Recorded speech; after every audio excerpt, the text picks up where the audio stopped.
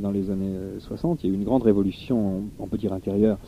Je ne parle pas de dérive pacifiste, géniante, tout ce trip aussi de merde qui a eu lieu, démocratie Souillard, qui a donné naissance à tout ce qui a suivi de larguer, mais je pense d'expériences vivantes qu'ont fait des mecs à une époque, comme dans un laboratoire vivant, un laboratoire celui du quotidien, de la vie quotidienne, hein, et un truc vivant d'expérience profonde en soi, avec, bien sûr, à l'époque, sur la côte californienne, en Angleterre, un peu partout, la découverte d'une substance qu'on appelait l'acide, et là je pense à un bouquin de Tom Wolfe qui s'appelle Acid Test, paru au Seuil, qui est la chronique des aventures de Ken Kesey, l'écrivain américain avec une bande de dingues, les Merry Pranksters, les joyeux lurons, à bord d'un bus peinturluré sur les routes américaines.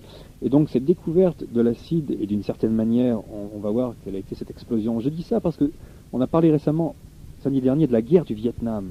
Et au même moment, une explosion avait lieu aussi en Californie, qui n'était pas celle simplement d'une jungle tournoyante, faite d'explosions, de coups d'AK-47, etc.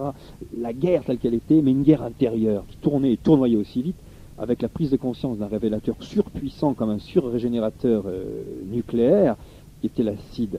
Et le truc fou qui montre la connexion vibratoire, c'est lorsque le chimiste Hoffman a synthétisé le LSD-25, la molécule, dans son laboratoire de la firme Sandoz en Suisse, dans les années 38, il ne s'est rien passé. Il a fait une synthèse, bon, qui était chimiquement opérative, il a goûté le truc, rien, tu vois, bon, tu bois de l'eau, c'est pareil, hein, ok, bon. Bon, ok. Il a refait l'expérience synthétique de l'acide en 42. Et que s'est-il passé au même moment, 42? La première fission nucléaire qui a permis la création quasi immédiate de la première bombe atomique américaine. Ce mec goûte, paf, il s'envoie en l'air, il part avec son vélo, il commence à zigzaguer, dédoublement, multiplication. C'était devenu, la substance était devenue active. Comment? C'est magique. En même temps que la première fission nucléaire américaine, même année 42, ce qui prouve qu'il y a eu l'explosion extérieure, celle de la guerre du Vietnam, et l'explosion intérieure, celle de la guerre sainte, que tu fais à toi-même, à la recherche des dieux qui sont en toi, des grands univers, et qui peut aussi t'envoyer, bien sûr, dans la folie, dans la mort ou en psychiatrie. C'était l'expérience hyper dangereuse d'une génération, mais qui pour certains, avec pas mal de craquelures, a permis la traversée. Donc, cette synthèse du truc et des prophètes de l'acide sur la côte ouest américaine, Ken Kesey, entouré d'un groupe rock qui s'appelait Grateful Dead à l'époque, avec Jerry Garcia, bien sûr, tous les trips d'Acid Test sont soutenus par la musique du Grateful Dead tout le long de l'aventure de Ken Kesey. Ken Kesey, c'est l'expérience tournoyante de l'acide. Et puis Timothy Leary, qui lui, prophète grand pape du LSD, avait lancé sur la côte ouest une expérimentation plus soft, on pourrait dire, plus ascétique, qui collait parfaitement à la sagesse indienne. Tout était préparé, il y avait un rituel, la chambre était un temple, alors que Kesey et ses mecs bouffaient l'acide dans des chiottes n'importe où. Deux manières différentes de voir cette substance, mais par des mecs conscients d'une aventure spirituelle intérieure, réellement Ken Kesey aussi. Et on va voir non pas ce qu'a été l'expérience de Timothy Leary, j'en ai parlé souvent sur l'antenne, mais celle plus tourbillonnante de Ken Kesey, de ses Merrick Spencer, à bord d'un bus déglingué qui traverse les États-Unis. Ça a été le grand truc, et bien sûr, les Merry Pranksters de Ken Kesey, c'est la première communauté psychédélique de San Francisco. La première avec le Grateful Dead, qui était leur musicien attitré, qui marchait avec eux tout le long de l'aventure, avant de faire des disques et d'être vraiment connus. Des mecs comme Ken Kesey. Et le bus était piloté par Neil Cassady, qui est le héros fou de On the Road de Kerouac, des années 40-50 déjà. Ce vieux mec a près de 50 berges, défoncé aux enfers, il va pas tarder à mourir, se paye encore une dernière aventure, ce héros de la nuit américaine de On the Road des années 50, en 65-6, pilote, lui, à son tour, le bus psychédélique de Ken Kesey. Il est passé des beatniks années 50 aux hippies années 60, déjà largué complètement depuis plus de 20 ans. Il meurt quelques années après, ça va trop vite pour lui, il est désintégré. Toute cette aventure donc sur la côte ouest, c'est aussi San Francisco, c'est la rencontre des tribus, bien sûr. En 67, le grand rassemblement des tribus dans San Francisco, chacune ayant leur couleur, leur étendard, leur nom de guerre, leur groupe de rock, leur musique, vivant dans des tipis, dans la montagne, comme les Indiens, les premières tribus nomades, des mecs vagabondant en autostop ou dans des bus peinturlurés. Les Merry Pranksters de Ken Kesey, la première communauté psychédélique de San Francisco, qu'on va voir pendant 1 heure ce soir à peu près, et bien sûr, la mecque du psychédélisme. Dans les années 67, après, ça a été le bordel, ça a été vraiment les dealers, ça a été le couteau dans la rue, ça a été rapidement à San Francisco, ce que sont depuis peu de temps nos métropoles, rapidement, passant de la grande perception cristal de l'acide. Allez, les ont fait tout le reste, on commence à comme le sordide de la rue s'est très vite installé, et les mecs les plus purs ont fui dans les montagnes avec leurs tipis, installé des communautés, des temples, des fermes, d'autres ont vécu dans la ville leur combat quotidien. La grande mecque vibratoire du psychédélisme, celle à partir de laquelle s'est faite l'expérience des Merrick Spencer, qui commence, on vient de le voir, chers auditeurs, bien sûr, par l'explosion de la bombe nucléaire, qui correspond au même moment et coïncide à l'explosion énergétique de l'acide en pleine activité. Et les deux simultanés, une seule bombe atomique.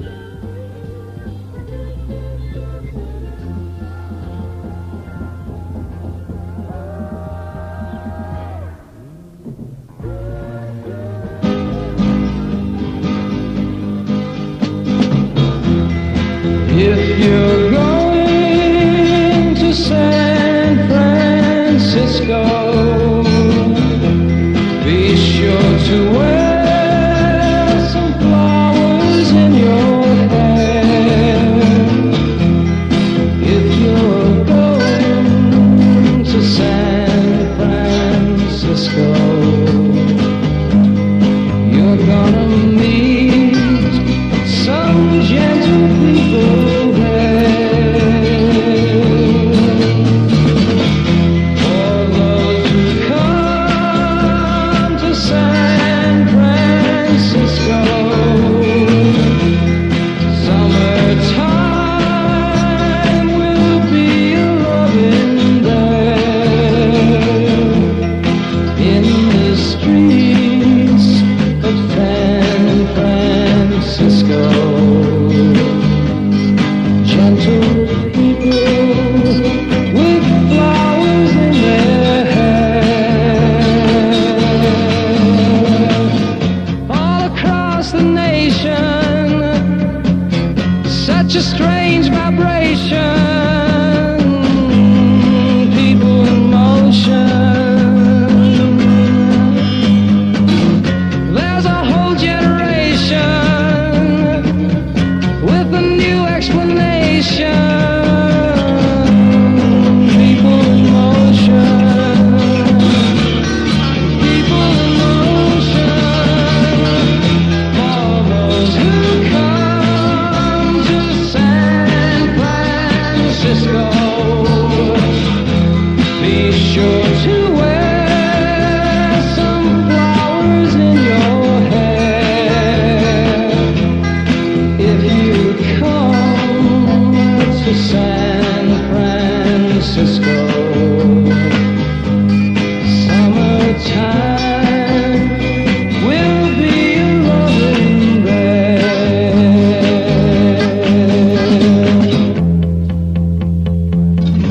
If you come to San Francisco, summertime will be a loving there.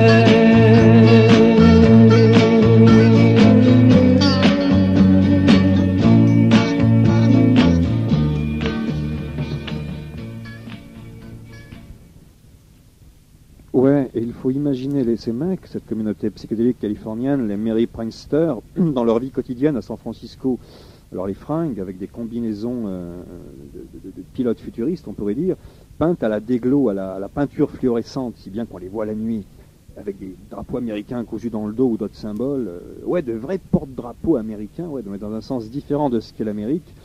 Ils ont un vieux garage pourri dans Harriet Street à San Francisco, et dans le garage, il y a bien sûr ce vieux bus peinturluré qui est garé, qui attend de prendre la route, et la communauté qui vit à l'intérieur du garage, les hommes, les femmes, les enfants, des bébés. Et puis ce truc fou qu'ont lancé les Merry Pranksters, c'est des espèces de bandes magnétiques spectrales qui passent et repassent sans cesse dans le garage, avec des messages enregistrés par les mecs, le bienheureux contre-coup, attention, les pumas noirs avancent, etc. Tu comprends pas ce qui est dit, mais c'est au feeling et au radar. Ça veut dire que certains mots, certaines images peuvent connecter ta sensibilité, et toi tu renvoies un message semblable en écho. Bon, toutes des connexions comme ça, énergétiques, parce que ce qui compte dans une communauté pour qu'elle tienne debout, que soit vivante, c'est des rapports énergétiques d'individus qui peuvent passer par des musiques, des messages, des non-dits, de la télépathie, des flips aussi, tout ce qui est la vie quotidienne, comme le soleil ne vit pas autrement, non, par explosion thermonucléaire, à un petit niveau, la communauté humaine, et donc le groupe, la communauté psychédélique, qui peut être à l'image de ce que devrait être une tribu, un clan, une communauté vivante, donc branchée sur un rythme d'échange énergétique qui tient une communauté. Sinon, les tentatives de communauté de baba, de hippies qu'on a connues en France, le retour à la terre dans l'Ardèche, etc., comme il n'y avait pas cette énergie qui soude la communauté, simplement un besoin, ou passéiste, ou de garder sympathiquement des chèvres, c'est très bien, il y avait un bon truc, pourquoi pas, moi je suis pas contre, je dis pas comme ça, mais pourquoi pas. Mais comme il n'y avait pas ce truc qui soude, les mecs ont explosé par leur psychologie, rapport de jalousie, machin, truc, etc. Bon. Mais lorsque c'est tenu de l'intérieur, lorsqu'il y a un seul corps, ou presque, qui parle entre les individus, une conscience télépathique qui baigne le truc, et une communauté psychédélique, une communauté d'individus coiffés par une conscience télépathique, enfin, plus ou moins, en tout cas, dans cette tentative-là. Et toute cette histoire, bien sûr, est posée comme ça. Donc ces bandes magnétiques qui tournent dans le garage, qui envoient leur message, et puis une nana qu'on appelle Mountain Girl, qui a vécu longtemps avec le Grateful Dead sur la route, qui est sortie aussi avec Ken Kesey à l'époque de ce voyage dans ce bus, avec son bébé qu'elle a appelé Sunshine, son bébé qui dort dans le bus, dans une espèce de petit lit de bébé fait de tubes et de sangles, comme ça accroché au fond du bus, on installe le bébé dedans, c'est là qu'il dort. Et puis dans le bus, pour le voyage, on traîne un gros fauteuil rouge de théâtre qu'on colle à l'intérieur du bus, il y a de la place. T'as les espèces de fauteuils de banquettes déglinguées, puis un fauteuil rouge de théâtre posé là au fond, le petit lit du bébé, le frigo dans lequel les mecs mettent du jus d'orange, et on verra pourquoi du jus d'orange, spécialement dans des gobelets, des tas de gobelets pour tout le monde, ok, remplis de jus d'orange, plus quoi, ça c'est notre histoire. Ça s'appelle acid test ce voyage, ok. J'ai rien dit moi. Non monsieur, j'ai rien dit. Monsieur Pandreau, je vous le dis tout net, vous n'irez pas danser aux noces de Jeannette. Donc tout étant posé comme ça dans ce garage de Henriette Street, et bien sûr, dans Acid Test, Tom Wolfe, l'écrivain américain qui a fait le voyage avec eux, justement, dit et oui, messieurs, il dit, il se brosse les dents après chaque repas, je vous le jure, il se brosse les dents après chaque repas, en dépit du fait qu'ils vivent tous ici, dans ce garage, comme des gitans, qu'il n'y a pas d'eau chaude, pas de toilette, pas de lit, à l'exception d'un ou deux matelas bourrés d'un magma de saleté, de poussière, de moisissures et de vermine qui ne font plus qu'un, et qu'ils s'étendent sur des échafaudages dans l'autobus et dans le fond du camion, les narines pleines de lichen. Mais tu sais quoi? Les gens commencent à voir clair sur leur jeu. Pas seulement les camés et les autres, mais toutes sortes de gens. Prends la Californie. Ça a toujours été comme une pyramide. Alors le mec s'interrompt pour dessiner des mains dans l'air une espèce de pyramide, et il dit « La connerie, il la transcende !» Sa voix est sérieuse, claire et douce, comme à une cérémonie de fin d'année au collège, où il viendrait de prononcer son « Puissent nos grands élèves de l'année prochaine se rappeler notre devise « Transcender la connerie !» Il transcende la connerie, dit Tom Wolfe. Ce trip qu'il se paye dans le garage de Harriet Street, c'est que la connerie humaine est transcendée. Le besoin d'envoyer tout en l'air, de monter tout très haut, d'être high tout le temps, d'être posé comme ça, et de ne jamais redescendre. C'est ce trip c'est ce qui fait du mouvement psychédélique cette tentative d'être, on pourrait dire, hein, c'est un mot, je veux dire, en astral, de vivre en astral, mais les pieds sur terre, parce que sur terre, des tas de messages te percutent et sont là. Et puis les mecs qui vivent dans ce garage, Ken Kesey, l'écrivain américain, qui est l'auteur du fameux bouquin dont on a tiré un très beau film, Vol au-dessus d'un nid de coucou, hein, publié, on le trouve en français, en livre de poche, dont Milos Forman a fait un très beau film. L'auteur de ce bouquin a mis tous ses droits d'auteur dans cette communauté pour payer le bus, $1 500, et pour faire vivre cette communauté. Tous ses droits d'auteur sont passés là-dedans, et il vit cette aventure comme ça. Il y a donc Ken Kesey, et puis d'autres mecs présents qui ont des noms comme Marie Microgramme, le chimiste fou, l'emmerdeur, l'ermite, Jerry Garcia du Grateful Dead, et puis Bob Stone, qui est écrivain aujourd'hui, qui publie des bouquins aux États-Unis, Marie Lanoire, Mountain Girl, et Ken Babs, qui est un ancien pilote d'hélicoptère du Vietnam. Et lorsque Tom Wolfe, le journaliste écrivain, rentre dans le garage pour rencontrer Ken Kesey, Babs, qui arrive avec sa combinaison de pilote, sans doute allumée à l'acide, et qui lui dit tu veux voir comment c'était au Vietnam? Il dit viens avec moi, il l'emmène dans le fond du garage, dans la merde, il bouscule les matelas, il sort une espèce de grosse boîte en fer blanc, il l'ouvre, il y a un gros manuscrit tapé à la machine dégueulasse à l'intérieur, où le mec raconte toute sa vie au Vietnam comme pilote d'hélico. Je pense que personne n'a jamais publié ce bouquin, il existe sûrement, parce que Ken Babs l'avait écrit, Tom Wolfe en parle dans son bouquin, Acid Test, où il raconte l'aventure des pranksters. Donc Ken Babs, ancien pilote d'hélico, et puis un mec complètement largué qui est Friveling Frank, qui est un Hells Angel, c'est le seul qui vit avec les mecs pranksters. Le Hells avec son blouson aux manches coupées, couvert d'écussons, avec un crâne surmonté d'un casque et des ailes dans le dos, des tas de signes totémiques accrochés. Ce Friveling Frank, qui passe son temps déglingué, on l'imagine, Tom Wolfe le montre, marchant vers ce bus, traînant vers le bus, en psalmodiant « J'encule le bon Dieu, j'encule le bus, j'encule la planète ». Il les passe tous des heures, il répète. Le taré complet, bien sûr, un primaire, ok, mais allumé comme ça, vroom, posé comme ça. Et dans le jeu des Merrick Pranksters, il était nécessaire, parce qu'ils se disaient, on fait un film. Leur truc, c'est ça.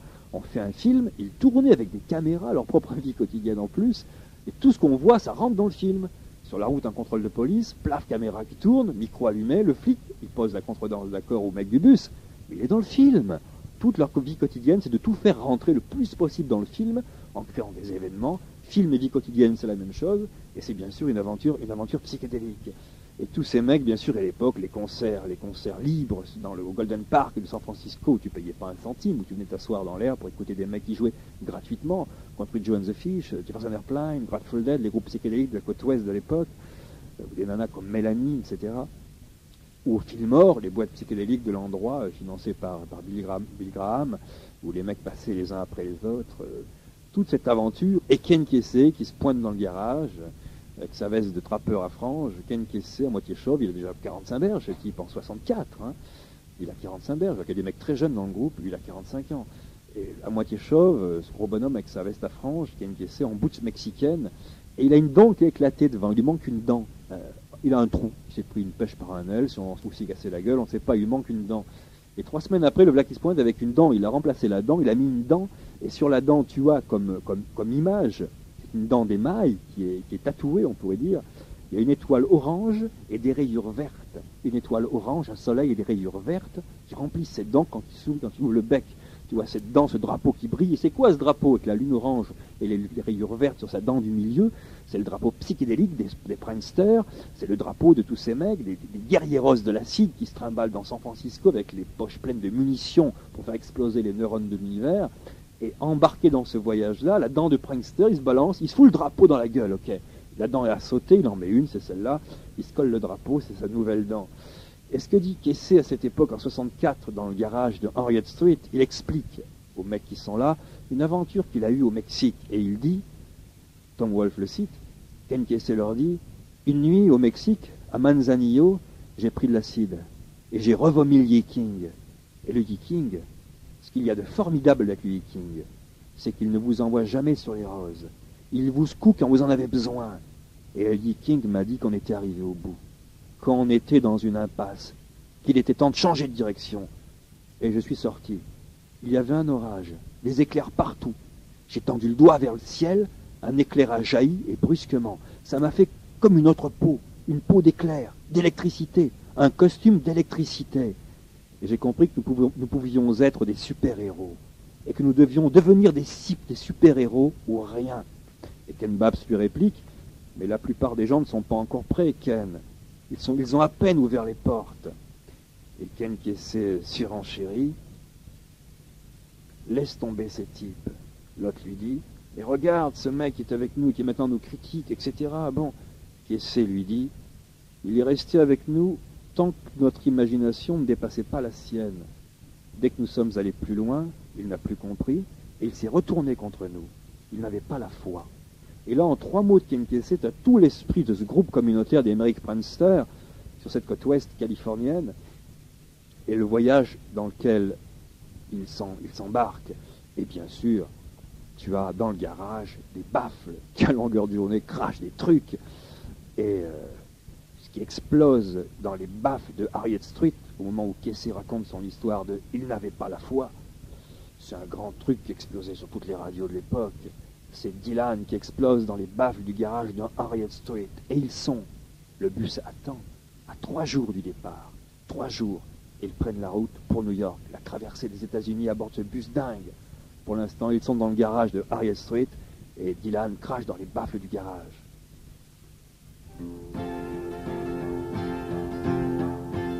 Et ça se passe ici et maintenant, bien sûr. Hey, Mr. Tambourine Man, play a song for me. I'm not sleepy and there is no place I'm going to. Hey, Mr. Tambourine Man, play a song for me. In the jingle jangle morning, I'll come following you. Though I know that evening's empire has returned into sand, vanished from my hand, left me blindly here to stand, but still not sleeping. My weariness amazes me, I am branded on my feet. I have no one to meet, and the ancient empty streets too dead for dreaming. Hey, Mr. Tambourine Man, play a song for me. I'm not sleepy, and there is no place I'm going to. Hey, Mr. Tambourine Man, play a song for me. In the jingle jangle morning, I'll come following you. Take me on a trip upon your magic swirling ship. My senses have been stripped, my hands can't feel to grip, my toes too numb to step. Wait only for my boot heels to be wandering. I'm ready to go anywhere, I'm ready for to fade into my own parade. Cast your dance and spill my way, I promise till the wonder is. Hey, Mr. Tambourine Man, play a song for me. I'm not sleepy and there is no place I'm going to. Hey, Mr. Tambourine Man, play a song for me. In a jingle jangle morning, I come following you. Though you might hear laughing, spinning, swinging madly across the sun, it's not aimed at anyone, it's just escaping on the run. And but for the sky, there are no fences facing. And if you hear vague traces of skipping reels of rhyme to your tambourine in time, it's just a ragged clown behind. I wouldn't pay it any mind. It's just a shadow you're seeing that he's chasing. Hey, Mr. Tambourine Man, play a song for me. I'm not sleepy and there is no place I'm going to. Hey, Mr. Tambourine Man, play a song for me. In a jingle jangle morning, I come following you.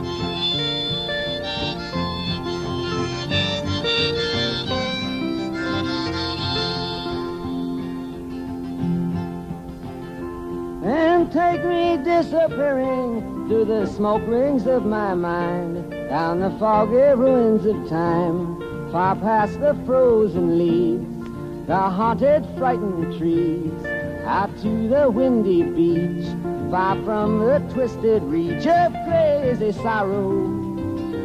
Yes, to dance beneath the diamond sky with one hand. Et ouais, pendant que ce mec gueule dans les bacs du garage, tu le vois, l'autobus, il est garé là. On est au printemps 64. Et c'est quoi cet autobus? Eh bien, c'est un autobus de ramassage scolaire. Un International Harvester de 39, déglingué, qui essaie avec ses droits d'auteur à payer 1500 $. Le but, c'est faire la Californie-New York pour la foire mondiale de New York. Le fric des droits d'auteur de Casey a donc servi à payer tout le matériel d'enregistrement. Le but aussi, c'est voir ce qui va se passer sur la route.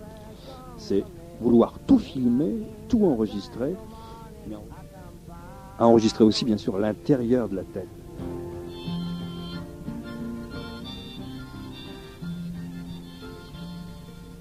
Et Casey l'a payé 1500 $ au nom de l'Intrepid Trips Inc. Alors sur le bus, des peintures psychédéliques, tout un après-midi les mecs sont mis à peindre à la déglo, à la peinture fluorescente, et puis l'équipement sonore à bord du bus. Ils ont découpé le plafond du bus, fait une ouverture dans le toit, ils ont arrangé le dessus pour qu'on puisse y installer des mecs qui veulent jouer des guitares électriques, plantés là, tu vois, orchestre itinérant sur le toit du bus, qui à ce moment-là marcherait, j'imagine, au ralenti en traversant les villes, l'orchestre jouant dessus, puis sur la route à fond, les mecs dedans, des baffles, des haut-parleurs collés sur les côtés du bus pour diffuser une musique pleine vapeur par toute la campagne, des micros installés à l'intérieur et à l'extérieur avec des systèmes de décalage, si bien que par exemple, tu as le micro qui pige ce qui se fait à l'extérieur, paf, qui capte le bruit de la pompe à essence par exemple, là, le mec qui parle pour le fric dehors avec toi, et puis à l'intérieur, tu as un autre micro qui capte ce qui se passe à l'intérieur. Et ça marche en stéréo. Le mec qui conduit ici met un casque, il y a plusieurs casques, il a dans l'oreille droite la pompe à essence à côté, et dans l'oreille gauche ce qui se passe dans le bus, en sur-réimpression stéréophonique. En plus, avec des systèmes de décalage, du son, de la voix, tous ces rythmes qui font que le bus est une sorte de laboratoire, c'est le mot, où tout l'immédiat va être pigé, piqué, comme ça. On va le forcer à rentrer dans le film, et d'une manière totale, énergétique et complète. Ces microphones placés pour enregistrer les bruits de la route, les transmettre, les amplifier dans l'autobus. Ce que tu captes dehors est amplifié à l'intérieur et tu peux monter bien sûr l'amplification. À bord, aussi un équipement sonore pour que les pranksters puissent communiquer entre eux dans le bus. D'un bout à l'autre du bus, ils peuvent communiquer entre eux comme avec un talkie-walkie, c'est un système de micro aussi. Et tout peut être connecté avec ce qui se passe dehors. Bon, tout peut marcher, c'est un réseau où tout communique. On coupe ce qu'on veut, on remet, on ouvre, on peut faire tout un jeu de sculpture sonore à partir de la vie quotidienne et de ce qui se passe dans le bus. Donc cet équipement sonore réglage, il est réglable, et ces peintures du bus, des mandalas tibétains, des soleils qui explosent, avec peint en gros à l'avant du bus, le mot ailleurs. On part où? Ailleurs. Ailleurs, c'est here and now, c'est-à-dire là où tu ne te trouves pas, et c'est pourtant là. C'est-à-dire, il faut le déplacement et le périple pour prendre conscience de l'instant, justement, ou pour revenir à l'instant.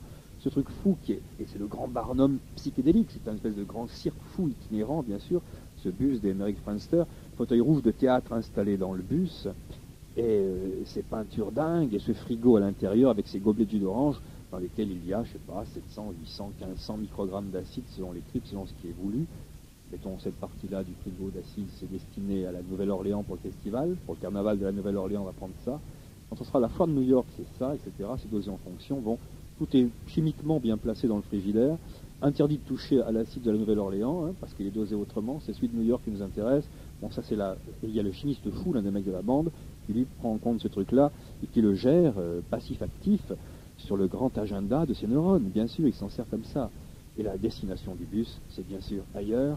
Et un matin, donc, de juillet 64, ce bus sort du garage, tous les pranksters à bord, en route, plaf, on se met en mouvement.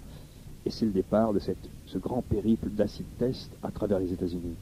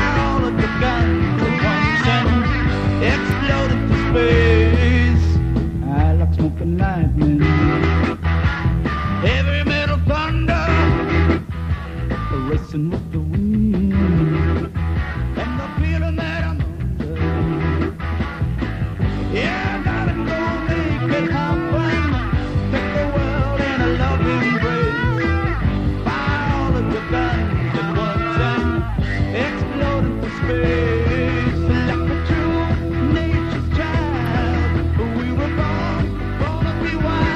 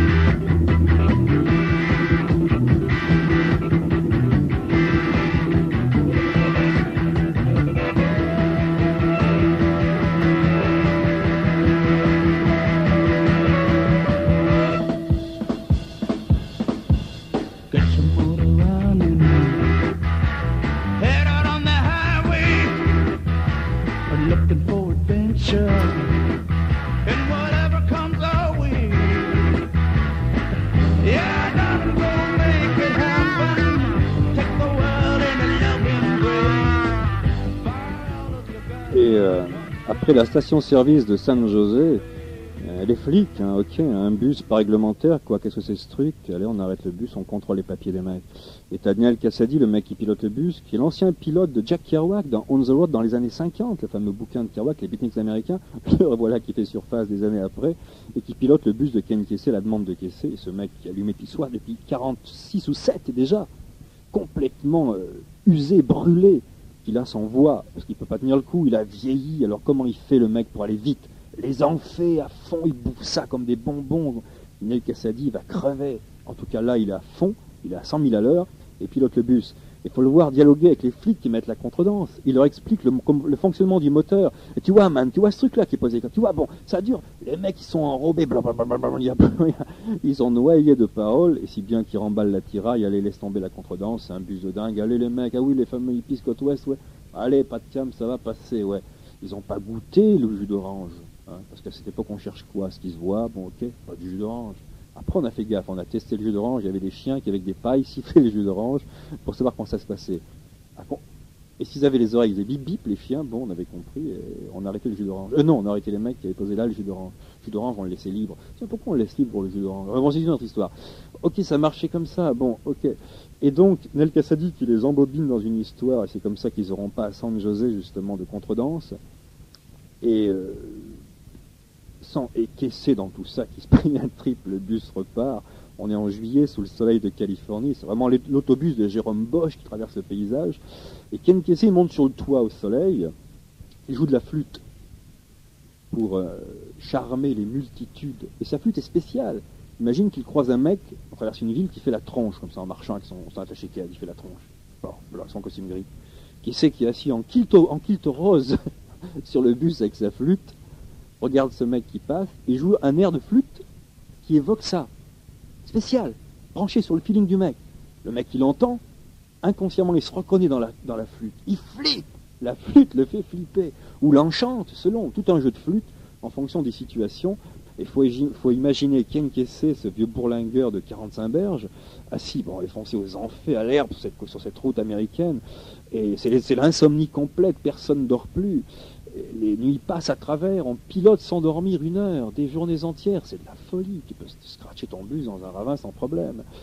Il faut imaginer ce mec, Kesey, posé là dans son bus, et Sandy, le plus jeune mec du groupe, qui a 18 berges et qui est dans le groupe psychédélique, dit de Kesey, Tom Wolfe le rapporte, dans ce voyage dans le bus, il a l'air vieux, hagard, le visage flasque. Il dit, je le regarde de nouveau, et c'est un Ken Kesey jeune, serein, le visage sans rides, rond et lisse comme celui d'un bébé, qui reste assis des heures à lire des bandes dessinées du Docteur Strange. Kesey a amené des piles de BD du Docteur Strange dans le bus, il monte sur le toit en haut, il faut l'imaginer sur le toit, tel qu'il est posé sur le toit, c'est-à-dire avec un déguisement complètement fou. Kesey, qui a revêtu un kilt rose, d'Écossais mais un kilt rose, on dirait une mini-jupe rose, comme ça, jambes nues dessous, il a des chaussettes roses, des lunettes de soleil roses, et il s'est enturbané la tête d'un drapeau américain qu'il fait tenir à la nuque avec une flèche, comme ça, en travers. Il est debout sur son toit et il lit les BD du Docteur Strange pendant que ce putain de bus dévale, pas à fond la caisse là, c'est vraiment lentement, on le laisse tranquille sur le toit un moment, on roule doucement pour qu'il mène son trip, plus tard on fera autre chose.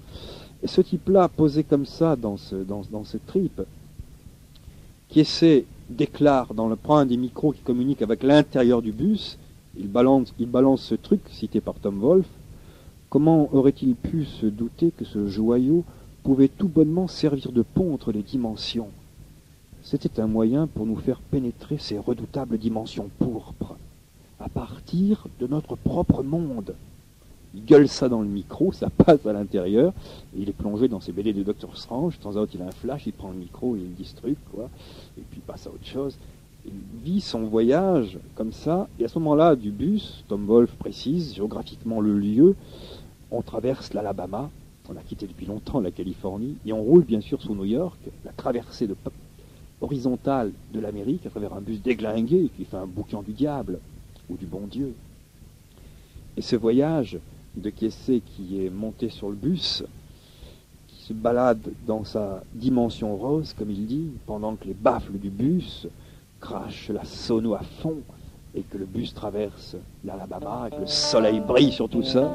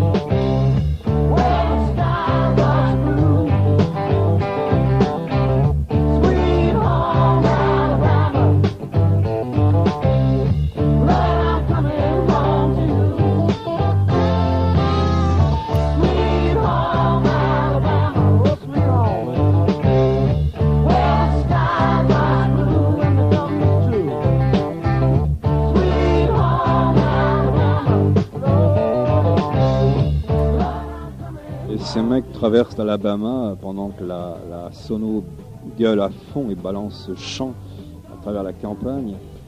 Et à l'intérieur, tu as des types qui ont décidé de jouer à un jeu qui s'appelle Radio Primate. C'est le soir, le bus est arrêté sur le bord de la route. Les mecs sont dehors avec leur sac de couchage. Et tu as les insectes qui grésillent dans le soir. C'est le soir d'été, suspendu, comme ça on est bien dehors, tous couchés sur le dos. Qui essaie a pris un truc explosif, 1500 microgrammes, ce qui est vraiment nucléaire et dangereux, oui. D'autres ont pris la même chose ou un peu moins. Il faut faire attention, c'est dur là, ça fait mal à ce moment-là, ça peut vraiment exploser en vrai, exploser physiquement, truc fou, désintégré, tu vois. Plus rien, folie. Et ils jouent à Radio Primate. Ils s'allongent sur le dos, et qu'est-ce qu'ils font? Ils parlent plus. Ils laissent venir babille, hurle, il crie, il pousse, tout ce qui vient, les trucs qui viennent de n'importe où. Et justement, l'impression d'un truc, c'est ce truc quand on dit on parle charabia, c'est un peu ça, les mecs parlent charabia. Tu comprends rien à ce qu'ils disent, rien de rien. Mais atteindre, trouver toutes les expressions non verbales possibles, rien qui soit défini. Tout vient, crachat mystère. Babillement de bébés, vagissements, bruit d'animaux, on ne sait même plus ce que ça veut dire. Toutes les gammes possibles, cette aventure, il joue à Radio Primate. Et le but, Tom Wolfe le cite, il dit qu'ils espèrent communiquer avec les êtres des autres planètes, des autres galaxies. Trouver avec cette multitude de fréquences vibratoires de mots qu'on dit, dedans il y aura peut-être une fréquence qui est celle d'une langue, que parlent des êtres de notre planète, vibratoires, télépathiques, qui reçoivent. Il y a tellement de trucs qui passent en probabilité. Une peut-être qu'on ne connaît pas, paf, qui est cette vibration-là, qui est réellement télépathique, et qui cogne avec Alpha du Centaure ou Orion 3000, j'en sais rien. Bon, connectés. Tu peux dire c'est un délire. Et Tom Wolfe dit, ils étaient tous complètement défoncés, bien sûr, mais leur maniaque et végétal martèlement était dominé par cette seule pensée, comme une bulle de bande dessinée. Et si? On ne sait jamais tant qu'on n'a pas essayé. Si on n'a pas tenté le truc. Mais c'est tellement logique. Tant que tu n'as pas essayé, tu sais pas. Tu peux pas dire que ça n'existe pas. Donc il cherchait le langage, la communication avec les autres planètes, et certains mecs du Merrick Prinster, bien sûr, parlaient avec les autres planètes.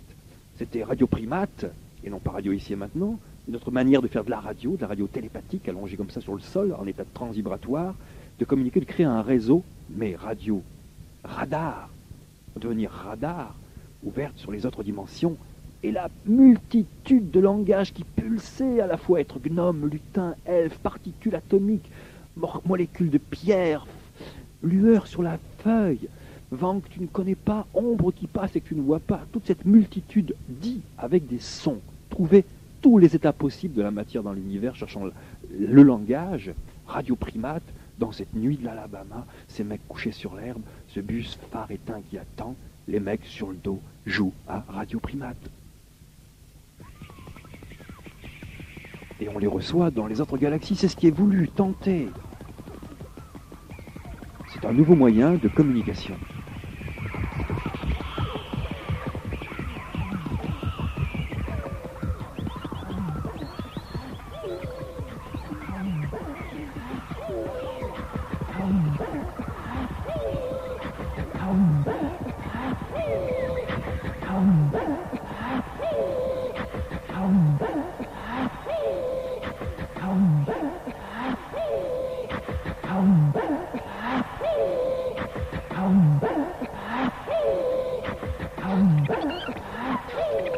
Ça, c'est le maniaque et végétal martèlement dont parle Tom Wolfe.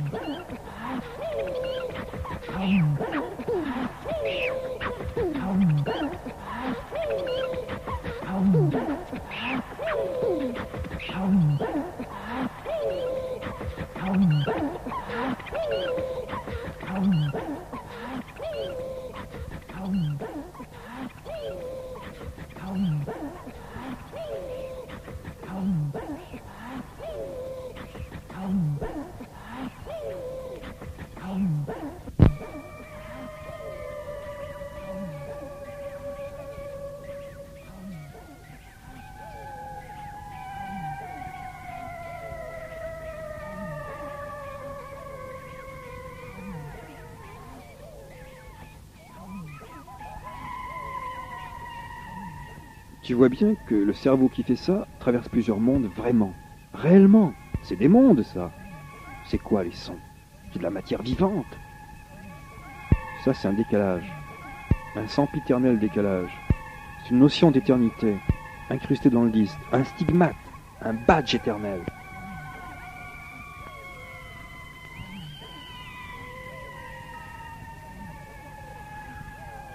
Ils sont pas tous à Washington, hein, au Pentagone.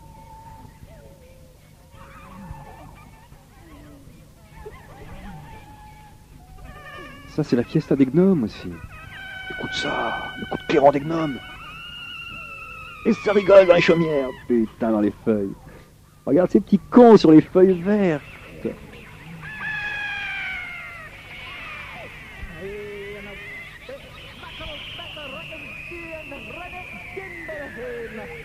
Et lui qui gueule dans un tunnel dimensionnel.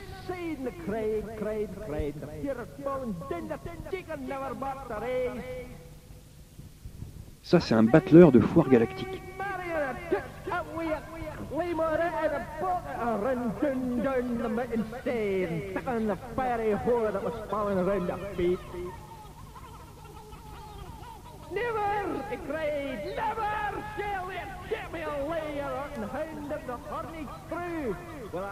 Et remarque bien que chaque bruit qui passe vit sa vie personnelle. Lui là, il tourne dans son boum, son verbe gonflé, personnel. Les petits cris derrière aussi, toutes ces résonances personnelles entrent en connexion. Ça s'appelle la communication. Radio primate. Et Radio Ici et Maintenant doit fonctionner aussi le plus possible vers cette structure-là. Ouais, les mecs qui jouaient à Radio Primate, ils faisaient des tas de jeux, ok, bon, il y avait des tas de trucs. Il y avait les jeux du pouvoir, par exemple. Les jeux du pouvoir, c'est important le pouvoir, hein, ok, l'ego, le pouvoir, c'est moi qui ai le pouvoir. Et ces mecs-là ont scratché l'American way of life, le style de vie américain de cette époque, ont scratché le conformisme pour démonter le pouvoir. Mais non, pas en refusant le pouvoir, comme le font les pacifistes ou autres. Ouais, le pouvoir c'est de la merde, moi je veux pas le pouvoir, alors qu'on est tous dans le pouvoir. On est tous bloqués dans un pouvoir. Ces mecs-là avaient une volonté, une tentative de désamorcer réellement le pouvoir. Comment ils faisaient? Ils jouaient au jeu du pouvoir. Ils s'asseyaient en rond, ils prenaient des trucs comme le DMT, tu vois, qui te cristallise la tête, ils se tenaient la main, ils formaient une chaîne vibratoire, étant vraiment chargés par la communauté. On va jouer au jeu du pouvoir. Comment on fait? Une sorte de roulette de hasard, un jeu de hasard. La roulette tourne, tombe, c'est un jeu de hasard, mais ils ne croient pas au hasard. Ils savent que le hasard, c'est l'instant qui s'actualise. Ah, il vient d'où? Il dit quoi? C'est des lois qu'il faut en venir, c'est bien évident. Hasard, ça ne veut rien dire. L'univers n'est pas troué. Ou alors il est troué par des pleins. Le hasard est plein d'une réponse. Donc ça vient comme ça. La roulette vient comme elle doit venir. Elle désigne un mec. Le mec désigné par la roulette, il a le pouvoir. Il a le pouvoir pendant 5 minutes, 10 minutes, une demi-heure. Pas une journée ni 20 ans, comme le font les mecs de pouvoir aujourd'hui. Il a le pouvoir, un certain temps, le temps de désamorcer. Comment il va faire? Il va vivre le pouvoir. On cite Sandy, le jeune mec, qui prend à un moment donné, la roulette tombe sur lui, il a le pouvoir. Qu'est-ce qu'il fait? Il dit, bon, on doit lui obéir, ok, hein. Toute la communauté doit obéir au mec qui a le pouvoir. Et attention, la roulette tourne très vite, c'est jamais le même mec qui a le pouvoir. Tous ont, à un moment donné, le pouvoir, plusieurs fois même. Donc, à ce moment-là, Sandy, qui a le pouvoir, fait quoi? Il dit au mec, bon, ok, allez me chercher tout ce qu'il y a sous vos tentes, dans vos pioles, sur vos pieux, ramenez-le là, mettez-le au milieu. Putain, les mecs, la gueule, videz les sacs, allez chercher tout ton matériel personnel, ta brosse à dents, tes cahiers, tes carnets, tes disques, tes bouquins, tes fringues, tout ce que tu traînes, tes bâtons d'encens ou n'importe quoi, ou des vieilles godasses. Ils amènent tous leurs trucs, là, personnels, hein. Et Sandy dit, versez tout en tas au milieu de la pièce et mélangez tout. Putain, les mecs, allez, tout le gros tas mélangé de tout ce qu'a tout le monde. Et maintenant, Sandy dit, on va faire une foire aux enchères. Il prend une godasse qui appartient par exemple à Babs. Qui veut une chaussure? Il dit à qui elle est? Babs, il lève la main. Une chaussure Babs 1939 qui a fait la route, etc. Et c'est un autre qui va la prendre. Pour rien, paf, tu prends la paire de chaussures. Et tout le monde prend des objets qui ne lui appartiennent pas. Voilà encore un jeu de communication fou où le jeu du pouvoir se transforme en jeu ludique. Mais tu as le pouvoir, tu commandes vraiment aux autres, transformant ton pouvoir en jeu. Et le jeu te donne le plaisir du pouvoir, mais ouvert sur les autres. Et tous vivent ça aussi. Il n'y a plus de pouvoir, il y a un autre pouvoir. C'est un pouvoir de vie. Et c'est pas le non-pouvoir ou l'absence du pouvoir ou le rejet du pouvoir. Et puis il y avait bien sûr dans le bus un pot rempli de fric suspendu et tout le monde se servait. Hein. Il n'y a pas le fric de machin ou le fric d'un tel, il y avait un pot avec du fric dedans, c'était pour la communauté et tout le monde prenait dont il avait besoin dans le pot de fric ou en rajoutait s'il avait envie. Bon, ça marchait comme ça, fonctionnait comme ça, il était à personne, comme les fringues dont on a parlé tout à l'heure. Et puis de nouveau, la route, le départ, le voyage, les mecs toujours l'Alabama fonçant sur New York, et la nuit tombe, il y a aussi la nuit qui tombe sur le paysage, le bus qui s'illumine, les phares qui éclairent la route, le voyage est moins rapide, c'est pas le même, la musique dans les baffles toujours, les phares des bagnoles en face qui ruissellent, qui illuminent la route, qui roulent la nuit. La conduite de nuit est pas la même, plus calme, l'éclairage des phares t'ouvre une route, un voyage qui est pris dans le faisceau des phares. Et là-dedans, tu balances tout. Vision, musique, et ça passe au rythme de la nuit, avec ce rythme incantatoire, on pourrait dire.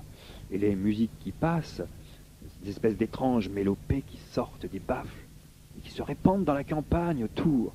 balancé par les Merrick Pranksters, et d'un seul coup, il suffit simplement d'un truc qui passe comme ça cette nuit, et le bus décolle, la route décolle, et la route s'élève, et d'un seul coup, en plein état de l'Alabama ou du Wyoming, la route décolle, et le bus, d'un seul coup, la route l'élève, le monte au Tibet, sur les hauts plateaux. Il est sur une route américaine, mais le voyage, l'image, parce qu'il y a des images qui naissent dans les phares, par les substances qu'on a prises ou autre chose, des paysages se dessinent. Tu risques pas l'accident, tu as le feeling de ton rythme, tu tournes quand il faut tourner, la route tourne pour toi, tout est tenu, tout se tient. Cette mélopée qui sort des baffles et remplit la campagne, c'est le chant incantatoire de nuit des Merrick Pranksters, une autre page, une autre vision de ce qu'ils vivent, de leur âme, dans cette nuit justement sur la route, dans ce bus qui se balance comme une gondole galactique et qui rejoint les hauteurs éternelles, en pleine lumière, la nuit, en pleine lumière, la nuit. La nuit se fait toujours en pleine lumière.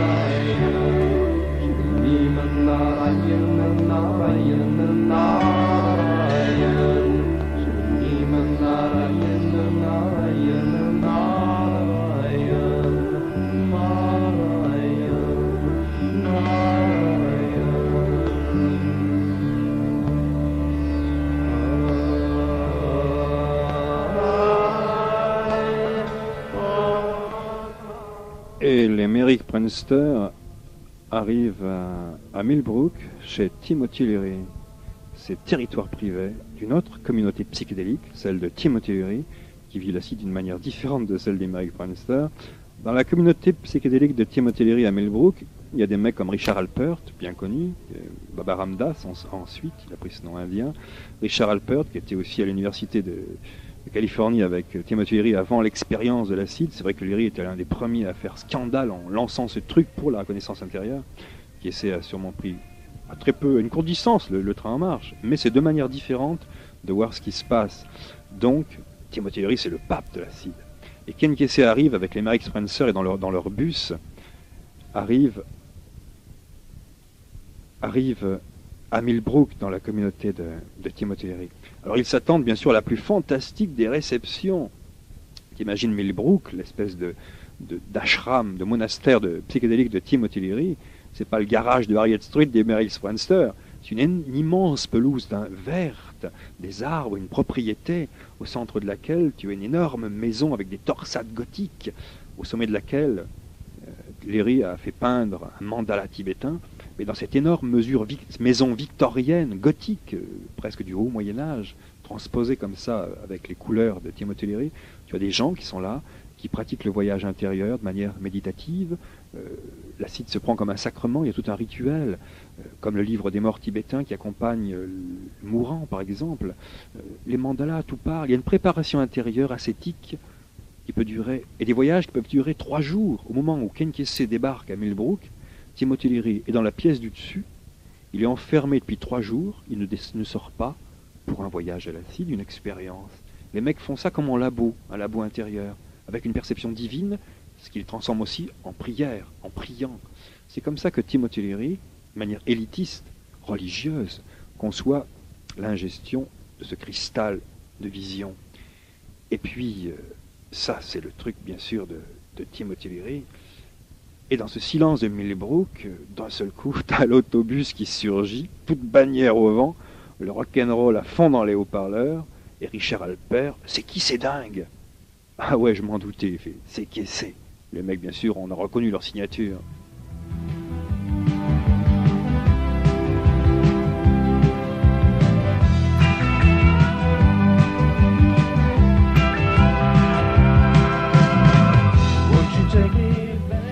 Et par-dessus la musique qui gueule des baffles, Alpert hurle à Kesey, « On ne veut pas de vos dingues de Californie !» Et le mec monte plus fort la musique des baffles.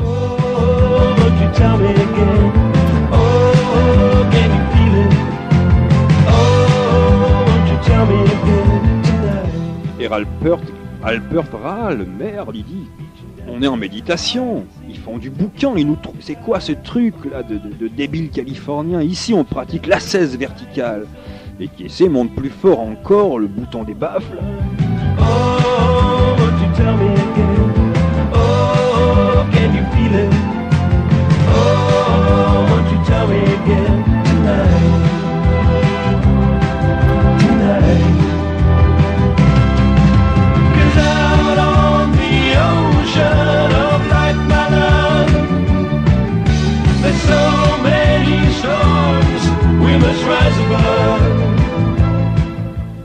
Dans sa piole, au-dessus, Timothy Leary, en tailleur, complètement allumé à l'acide, dans un voyage immobile vertical, écoute sur sa chaîne hi-fi personnelle une autre musique.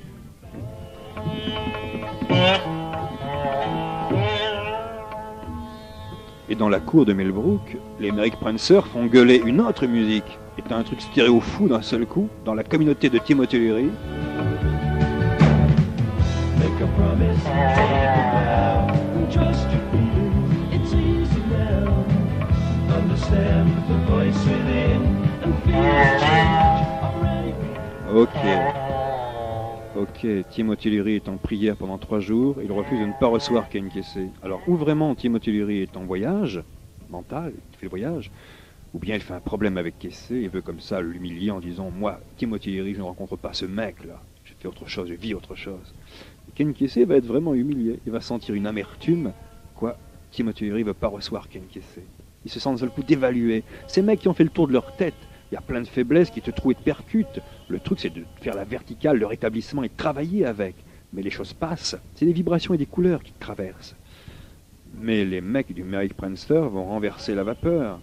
Ils demandent à Alpert de visiter le monastère de Millbrook. Enfin, les pièces accessibles. Dans certaines, des mecs sont enfermés et pratiquent le voyage. Comme dans ces films de science-fiction. Ok, on vous fait visiter le monastère. Alors, Alpert traverse les pièces. Tu as la gueule de Leary dans un cadre, tu as des gueules de gourous indiens, des mandalas, etc. Et d'un seul coup, Alpert n'a pas le temps de prendre la parole pour dire alors là c'est ça, là c'est ça. Tu as Ken Babs, ce dingue d'aviateur des Merrick Prancer allumé à l'acide, qui prend la visite guidée en main, et c'est lui qui fait visiter Millbrook qui ne connaît pas du tout. Et il délire et il invente. La gueule de Leary, il dit « Et vous avez Ken Kesey ici dans sa plus grande gloire, à côté il monte des mandalas, et vous avez le garage d'Harriet Street, là où les Merrick Spencer ont connu leur première vision. Et là, reconnaissez, la classe de mes premières culottes courtes. À l'époque, l'on criait pour moi B comme un univers démentiel rempli d'étoiles. Je sentais déjà la possibilité de ce qui allait se passer. Et là, regardez, ce cadre posé au mur. Et Alpert, arrête, ils volaient Millbrook, les mecs. Du monastère de Timothy Leary, ils faisaient, et Ken Babs le dit, il montre Millbrook et il dit « Voici la demeure ancestrale des Merrick Prancer. » Il tarde bien sûr à Alpert que Ken Kesey, ces mecs, foutent le camp et quittent Millbrook. Et là-haut, dans la chambre, au-dessus, Timothy Leary, lui, n'entend rien. Il voyage.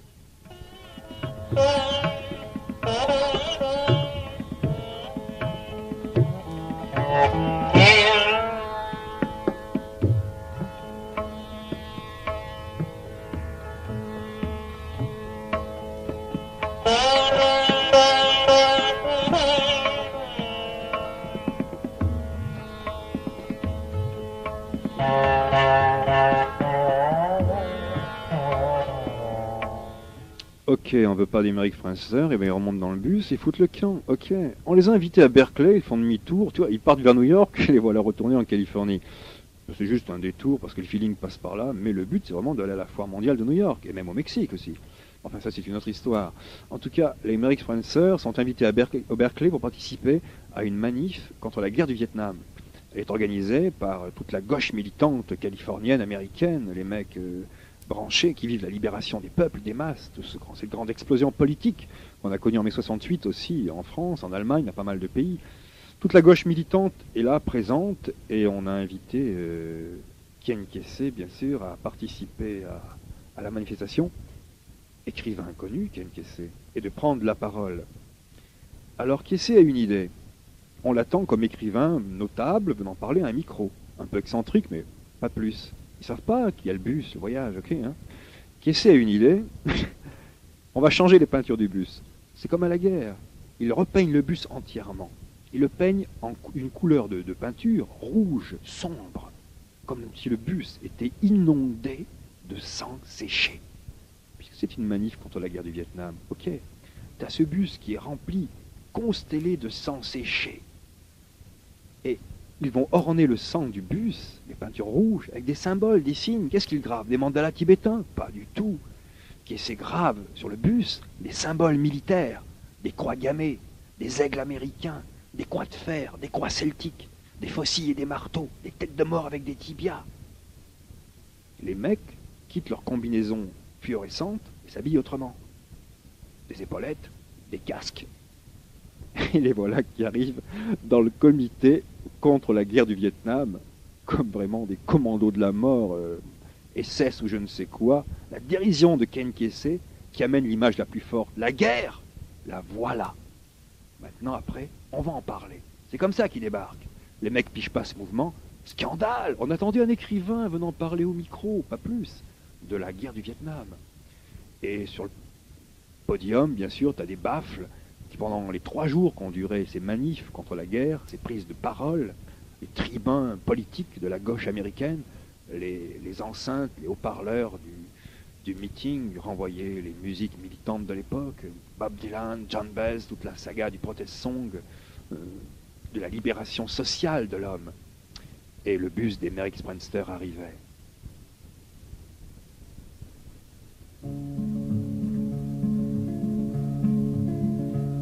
There was a wealthy merchant in London, he did well. He had a lovely daughter, the truth to you I'll tell. Oh, the truth to you I'll tell. She had sweethearts aplenty and men of high degree. There was none but Jack the sailor, her true love e'er could be. Oh, her true love e'er could be. Now Jackie's gone a-sailing with trouble on his mind, to leave his native country and his darling girl behind. Oh, his darling girl behind. He went into a tailor shop and dressed in men's array, and stepped on board a vessel to convey herself away. Oh, convey herself away. Before you step on board, sir, your name I'd like to know. Ouais, tous les chants de la route du protest song américain. Et sur le podium, le comité pour le Vietnam avec Paul Krassner, rédacteur en chef de la revue Réaliste, et Kesey qui monte sur le podium, mais avec les Merry Pranksters. Ils montent avec lui, avec leurs uniformes dingues. Les voilà debout sur le podium. On avait invité l'écrivain Al Dingue. Et Kesey, voilà comment il est sapé. Il a un manteau orange fluorescent et un casque de la Première Guerre mondiale sur la tête. Il est posé là, et il prend la parole, et il leur dit: j'ai écouté les mecs qui ont parlé avant moi sur ce podium, les leaders de la gauche libérale américaine, nos frères dans le combat social, ok. Je les ai écoutés juste avant. Il les montre et il dit: regardez-moi ça. Il ne faut pas écouter les mots quand ils parlent. Faites l'expérience. Écoutez pas les mots, rien que le son et les gestes. Vous voyez qui? N'écoutez pas le contenu de ce qui est dit, juste leurs gestes quand ils parlent et le son de leur voix. Vous entendez qui? Et Krassner, qui est branché dans le feeling californien de l'acide, en synchro avec Ken Kesey, lui dit: Mussolini, il avait vu juste. Les tribuns de la gauche libérale américaine faisaient des discours de tribuns militaires, comme tous les politiques.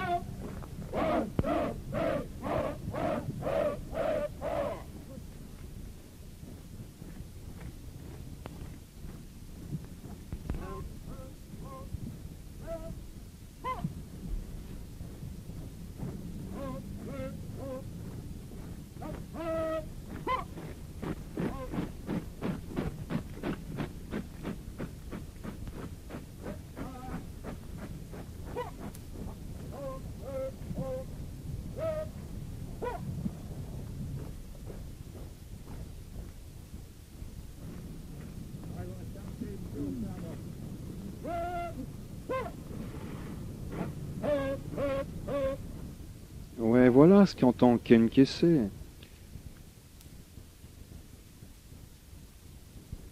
Voilà ce qu'il entend lorsqu'il voit ces mecs parler de la libération des États-Unis, sociale des États-Unis. Et Ken Kesey, dans le micro, leur dit, voilà le discours que fait Kesey sur la libération, soi-disant pour participer au comité contre la guerre du Vietnam. Il leur dit: vous savez, vous n'allez pas arrêter cette guerre avec votre meeting, ni avec votre marche, avec les banderoles, les pancartes que vous avez vu marcher tout à l'heure, comme à l'armée exactement. Ouais. Ça, c'est leur technique à eux. Ils organisent des meetings, des marches.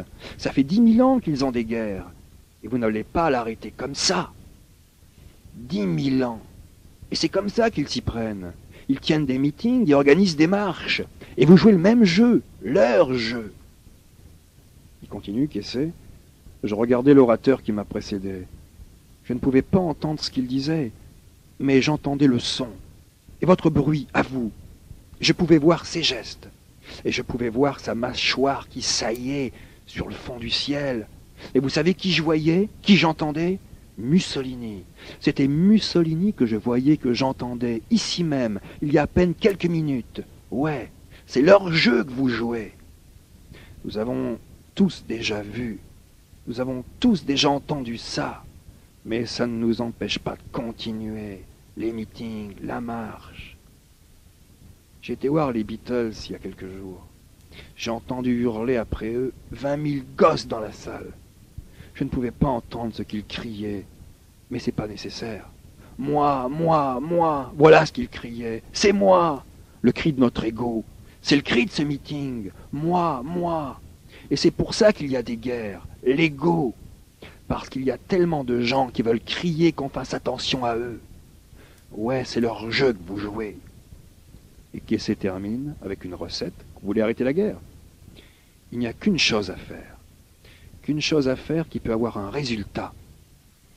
Et c'est que chacun la regarde en face, cette guerre, et lui tourne le dos en lui disant « Va te faire foutre !» Et pendant ce temps, la sono du meeting beuglait les chants de protestation de la génération des années 60 californienne. Dans ce meeting contre la guerre du Vietnam, Kessé avait dit la vérité, il avait montré le truc.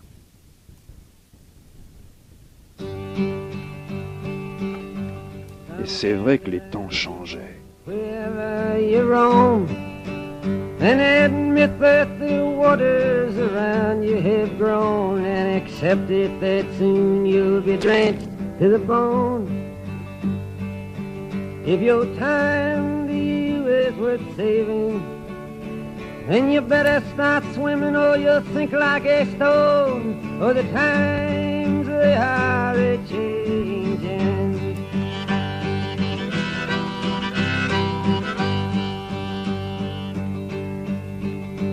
Some writers and critics who prophesize with your pen, and keep your eyes wide, the chance won't come again. And don't speak too soon, for the wheel's still in spin, and there's no telling who that it's naming.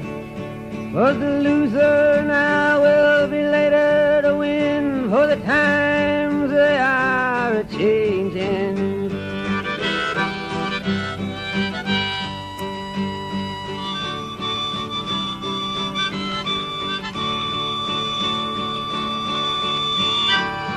Senators, congressmen, please heed the call.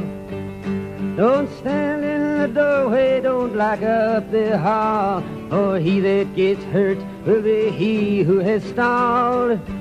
The battle outside raging will soon shake your windows and rattle your walls, for the times they are a-changing.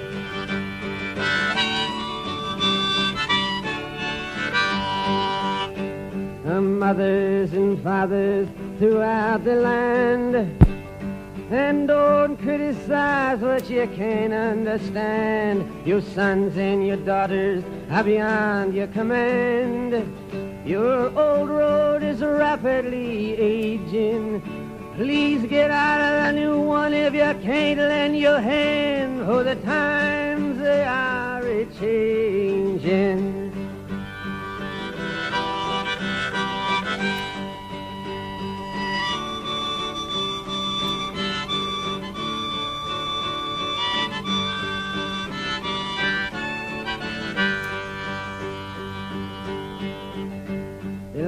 It is drawn, the curse it is cast. The slow one now will later be fast, as the present now will later be past. The order is rapidly fading, and the first one now will later be last, for the times they are a-changin'.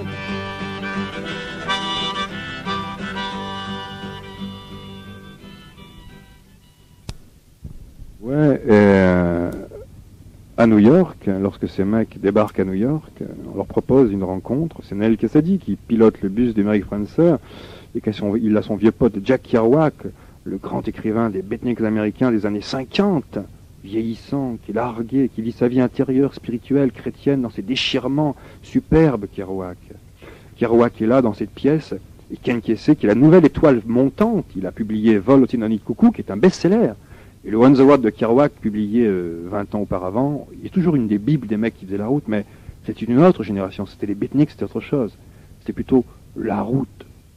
Le mec, le vagabond, l'ancienne image du mec de l'Ouest, du vagabond américain. Et ce que vivent les mecs, les Merrick Spencer, avec bien sûr aussi une recherche spirituelle, celle du bouddhisme zen avec les beatniks américains et Kerouac, à une époque, l'époque des clochards célestes, c'est comme ça qu'ils s'appelaient, les Dharma Booms. Et Kerouac accepte de rencontrer Ken Kesey en une soirée organisée. Il y a Allen Ginsberg qui est là, qui est venu, le poète Ginsberg, qui lui aussi participe à la grande aventure psychédélique des années 60. Et Ginsberg vient lui aussi de On the Road des années 50, et toujours là, vieillissant, agitant ses clochettes et récitant ses mantras entre deux groupes de rock sur le podium des festivals. Et à New York, rencontre avec Kerouac. Kerouac et Ken Kesey se parlent très peu. Kerouac est dans son coin. Autour de lui, sa cour des années 50, des beatniks, et quelques mecs branchés de cette nouvelle génération aussi. C'est un dieu, Kerouac. Et Kesey lui capte les siens dans son coin. Cette espèce de deux polarités qui brillent dans cette pièce, l'étoile finissante, Jack Kerouac, et la nouvelle étoile filante, montante, Ken Kesey. Et entre les deux, Neil Cassady, qui a vécu ces deux aventures, faisant la navette toujours speed, malgré ses 45 berges, faisant la navette, branchant ces deux mecs, amenant les messages, faisant passer le truc. Et à un moment donné, le poète américain Gregory Corso décroche un drapeau américain du mur, s'enroule avec, et commence une espèce de danse du ventre avec ce drapeau américain dans lequel il est enroulé. Kerouac, outré, se lève, déplie le drapeau, lui arrache, le plie religieusement et va le poser dans un coin du fauteuil. C'est vrai que Kerouac est un traditionnaliste, même si ce fut celui qui a lancé le mouvement beatnik, le On the Road. C'est un traditionnaliste qui a l'amour de son enfance dans ce Canada français, c'est là où il est né, d'une certaine Amérique, on pourrait dire même morale. Le rêve de Kerouac, il l'a dit plus tard dans une interview, n'être pas rentré dans les Marines. Kerouac votait pour les militants de la droite ultra-américaine. Et Kerouac avait en tête sa grande aventure beatnik des années 50, il ne renie rien de ce qu'il a vécu, et sa recherche chrétienne. Mais dans ce délire, on imagine Kerouac à quelques jours de sa mort, il est mort d'un cancer de l'estomac, d'une hémorragie à l'estomac, il buvait énormément d'alcool. On le voyait dans sa piole, dans l'obscurité, tapant à la machine, on ne sait pas ce qu'il tapait, dans le noir obscur, pas de lumière, il tapait dans le noir. Et il écoutait en même temps le Messie d'Handel en 78 tours. Tu vois, ce délire, mais égotique, fermé, désespéré. Kerouac est mort en souffrant, désespéré. Seul coup hémorragie, il est mort en 69. À cette époque, donc, ces rencontres de Ken Kesey et de Jack Kerouac dans cet appartement américain avant le départ. Et bien sûr, ce mec qu'on appelle Neil Cassady marche aux amphétamines, il dort pas, c'est un mec qui vit l'insomnie permanente. À l'époque, ce qui tourne, c'est la benzédrine, c'est la dexédrine, des trucs qui te tiennent au travail toute la nuit. Et le travail des Merrick Spencer, le soir, dans leur piole de New York, c'est toujours le travail du son secret. Ils plaquent des microsensibles sur leur corps, l'estomac, la gorge, le cœur. Ils captent les bruits digestifs, les battements de cœur, tout ça amplifié avec des morceaux de musique inspirés, trouvés, des sons de la rue. Ils construisent des symphonies comme ça, vivantes, de leurs aventures quotidiennes. Et un matin, les Merrick Spencer dans le bus trouvent un message affiché, comme une note de service, on pourrait dire, c'est le côté un peu militaire de Ken Kesey quelque part, qui dit, message mystérieux, une seule phrase, préparez-vous pour le Mexique. Et tous les mecs savent qu'ils doivent mentalement se préparer pour un prochain hypothétique voyage vers le Mexique. Et le mec se met en mouvement dans ce sens-là. Et puis un jour, c'est le bus, la route qu'on reprend, on quitte New York, on descend vers le sud, on fonce sur le Mexique. La route vers le sud et la manière de conduire de Cassady défoncé aux amphées. Sa manière dingue de conduire. Cette anecdote folle. Neil Cassady, défoncé à l'acide, pilotant le bus, à plein pot, sur une route enlacée, pleine de virages, qui descend avec un précipice sur ta gauche, sans se servir de ses freins, en freinant par des dérapages contrôlés, un bus, cette route qui plonge dans le vide, pleine de virages, sans utiliser les freins. Et Ken Kesey, pour l'expérience, qui est monté sur le toit du bus, à plat ventre sur le toit du bus, hop, comme un mec dans un char romain, comme ça, et Nel Cassady en bas. Les deux sont à l'acide. Ken Kesey sur le toit se dit, et l'autre dit pareil dedans. On est en relation télépathique. On marche. Les deux pilotes. La preuve, Cassady a un moment de panique. Si Ken Kesey court-circuitait le mouvement télépathique qui est entre lui et moi. Putain, mais je plonge dans le vide. Non, il y est. Ils marchent comme ça, les mecs, en double, comme un flanche, et c'est le casse-gueule. Et c'est un voyage télépathique, physique. Ça se passe comme ça, il est réel. Et cette explosion, cette descente du bus qui plonge, qui frôle les ravins, et cette double conscience télépathique qu'il pilote, et dans les baffles, les haut-parleurs collés aux parois du bus, la musique à fond qui remplit l'abîme, la bourlingue, la descente, la plongée, la route, toujours la route.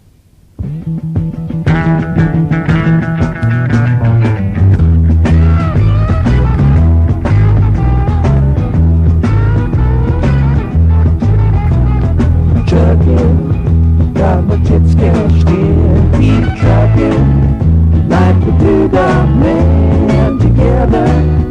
More or less in line, just keep chugging on.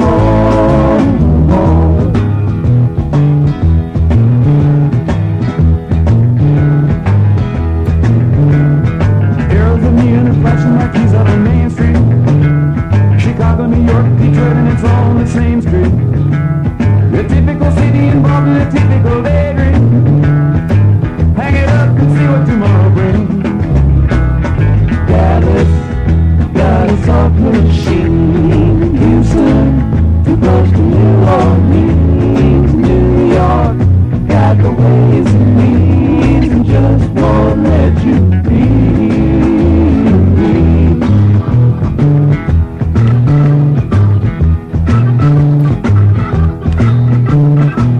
The cats that you meet on the street speak of true love.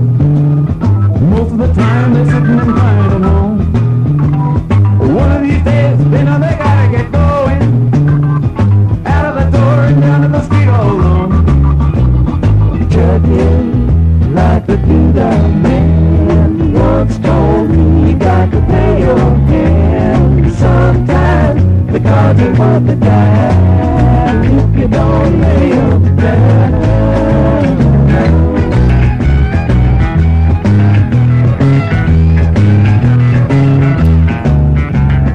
Sometimes the lights are shining on me. Other times I can barely see. Lately it occurs to me, what a long, strange trip it's been.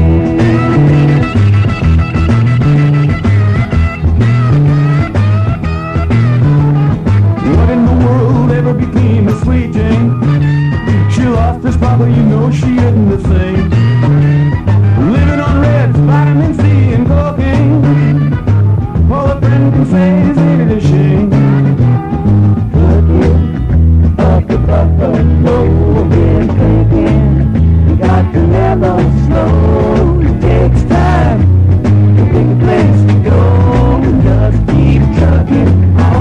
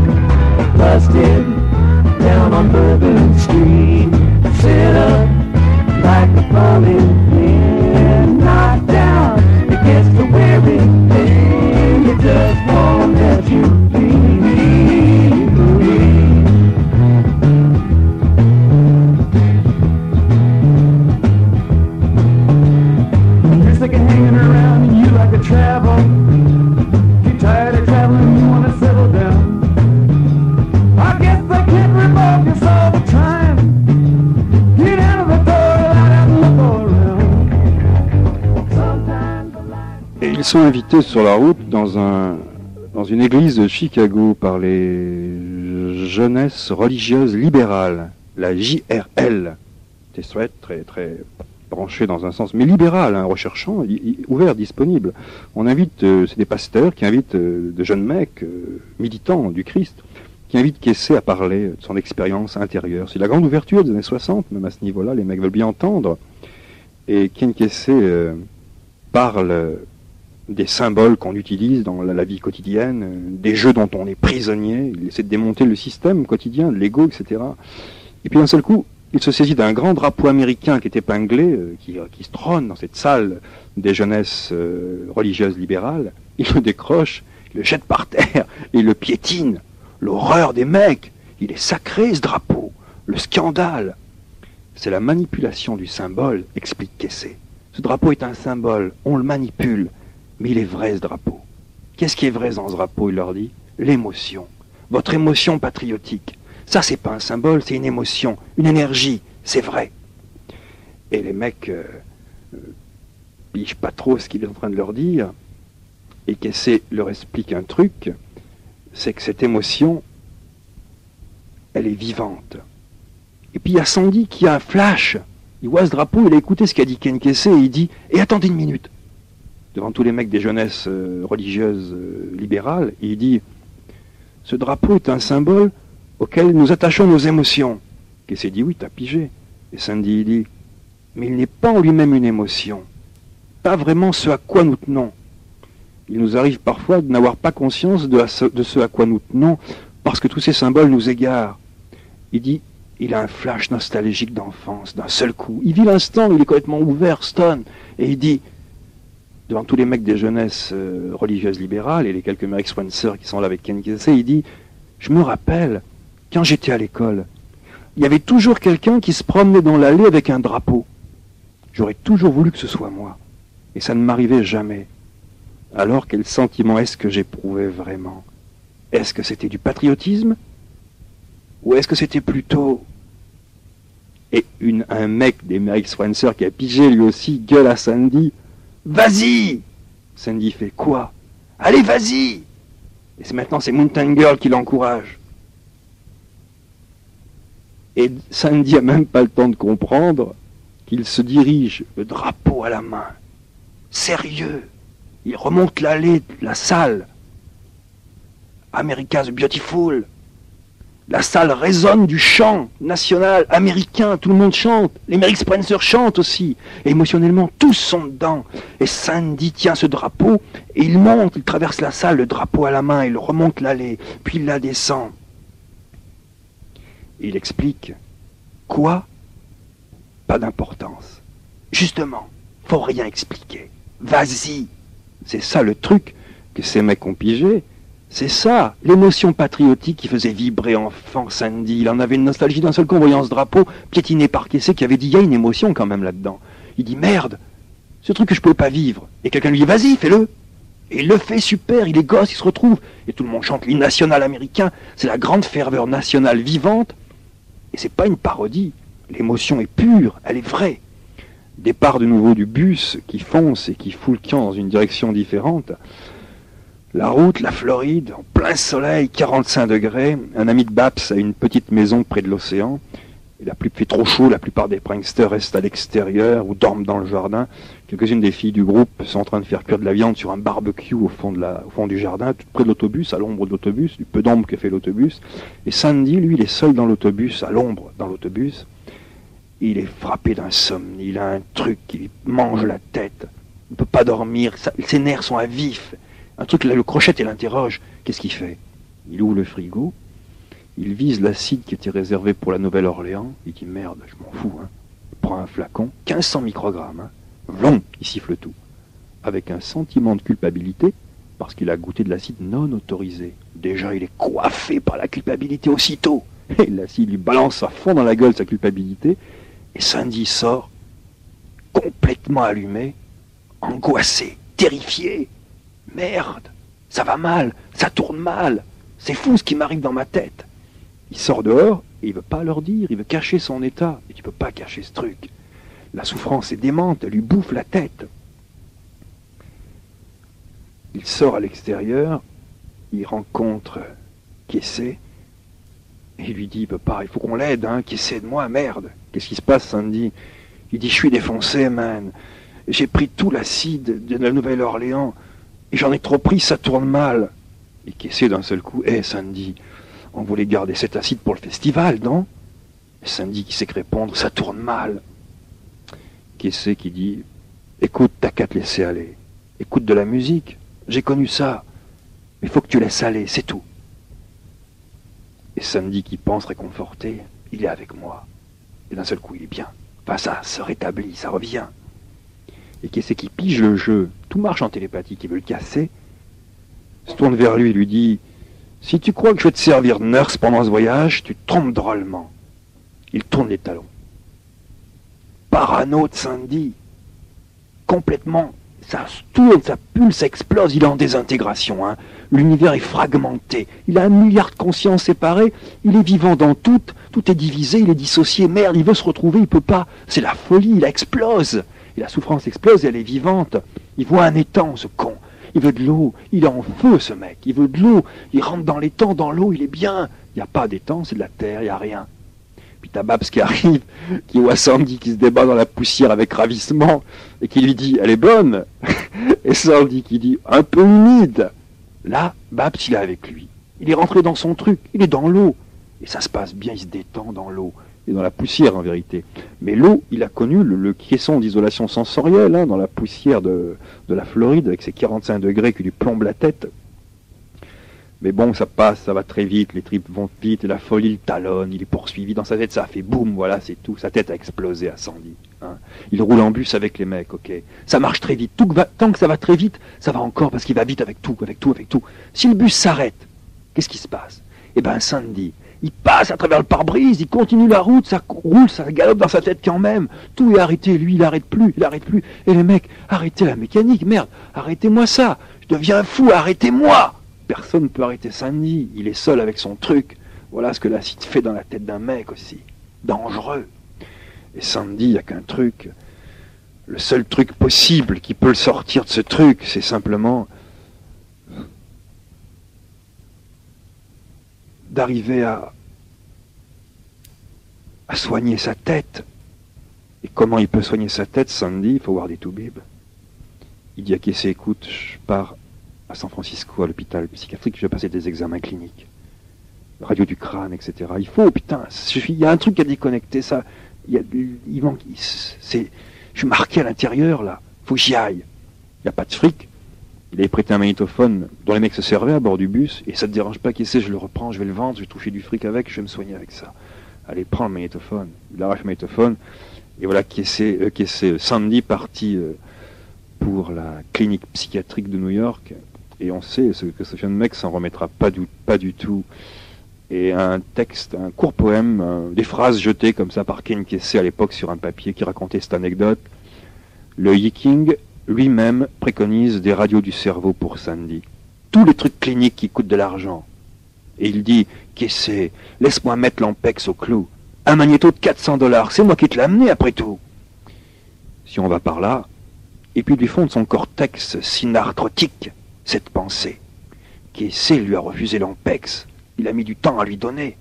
L'ampex, la machine miracle des pranksters, le son. Et Sandy s'en va. Il retourne dans l'Est pour des trucs cliniques. Mais ça ne s'arrêtera pas là, guerrier du rêve.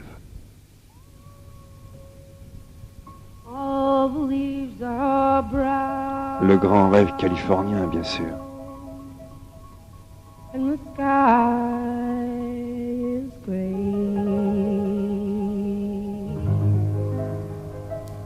I was taking a little walk on a winter's day.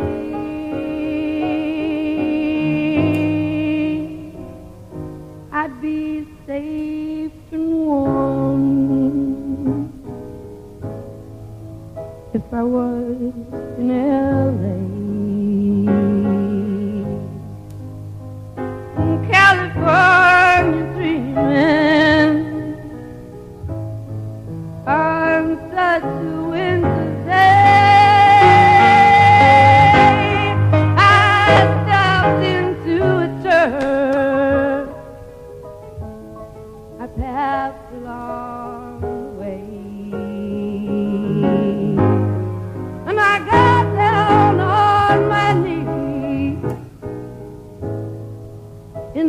intended prey. You know, the preacher like the cold.